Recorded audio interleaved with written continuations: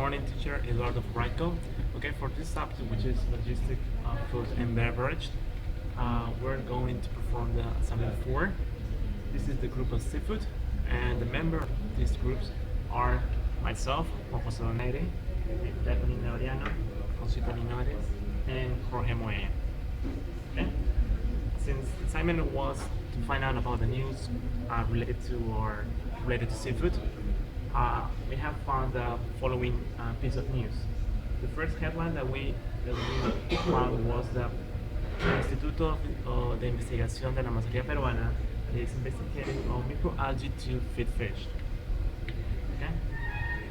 As I said before, the IIAP is working on the production and research of cultivation of microalgae, which are small organisms with high nutritional value and serve as food for larvae and host larvae of fish that are bred in captivity. Okay? So right here. Then, what are the species that are fed with these microalgae? For example, we have few like the paco and the damitana.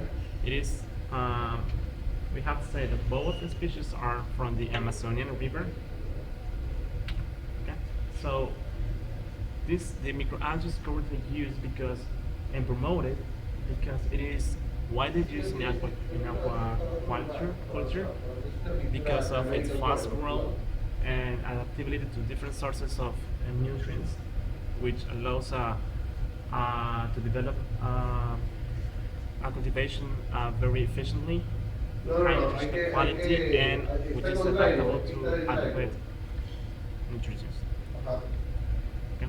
The president of this important institution indicates that these microalgae are used to feed plankton, which is the basis of the diet of post larvae and of more cultivated fish such as Tio Chico, Gamitana, Paco, and so on. Okay. Okay, but what is exactly the microalgae? Is that the one that we use is the Chlorella microalgae SP, which is characterized by having a composition of protein-rich in certain amino acids and polysaturated fats that are absorbed immediately, and having enzymes that are necessary for the development and growth during the early stages of fish, as you can see right here. So what they do is they absorb immediately the enzymes, and which is allow them to grow and develop very fast. Okay. So this is important because this technology will solve the first thing of the food chain, and this is to feed millions of people if they go on this diet. Okay? Well, we have the reference here, and the news was published on June 2nd this year. Thank you.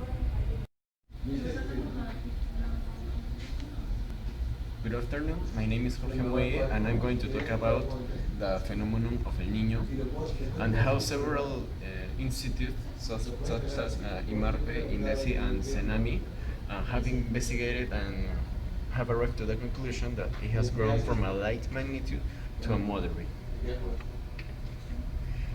To explain how El Niño affects us, I'm going to show you how it works. There are some currents of Kelvin coming from the west.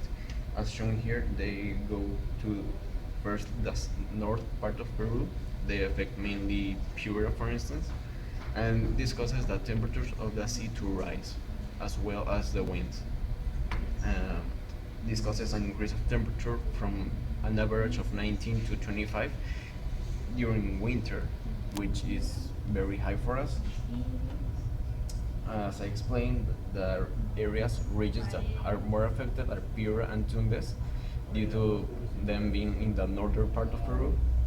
And as shown here, during the past months, it has increased from a light, which has a value of 0.4 to 2.5, which may not seem so much, but is a lot.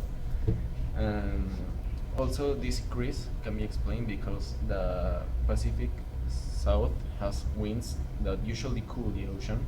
However, during this time of the year, they are really weak. It will affect several companies, mainly the canning and freezing companies, because they won't be able to export as much as seafood products as they expect.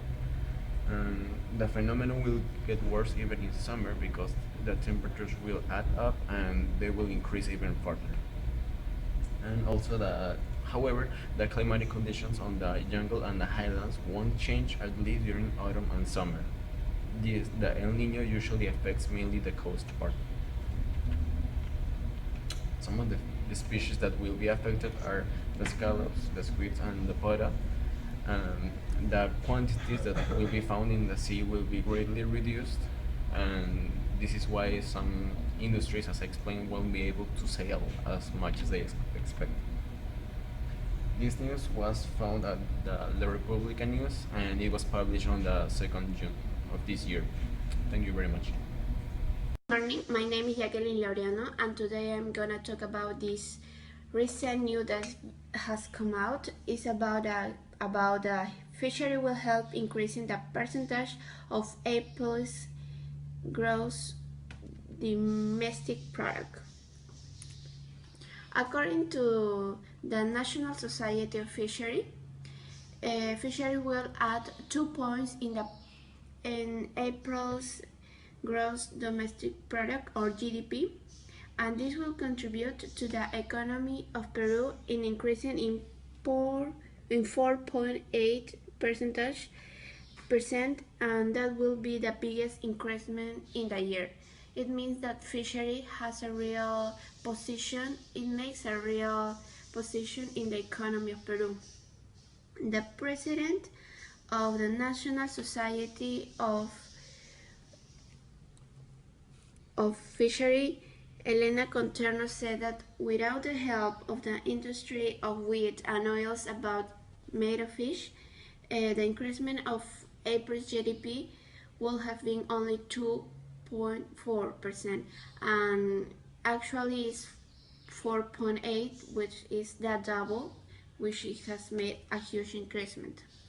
She also said that if they achieve in getting 5 million metric tons of anchovy this year, the fishing industry will add 1 point in the total percentage in the increment of the annual GDP. All this information was got from the newspaper Gestión in Peru, and this is actually a recent news that it was from 2 days ago. So thank you.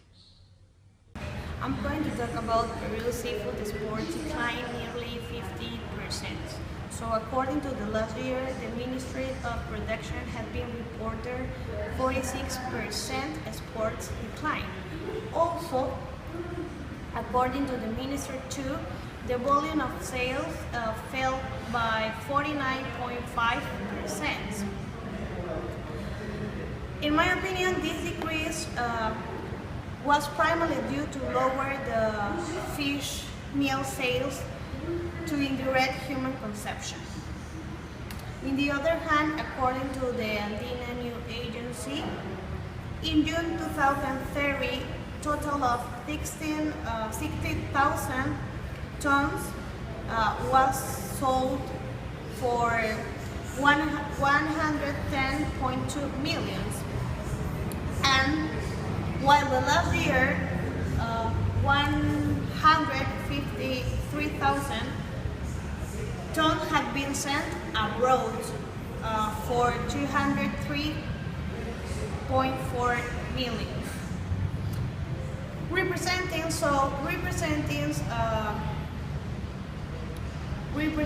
amounting declines to 61% in volume and 45.8% in value.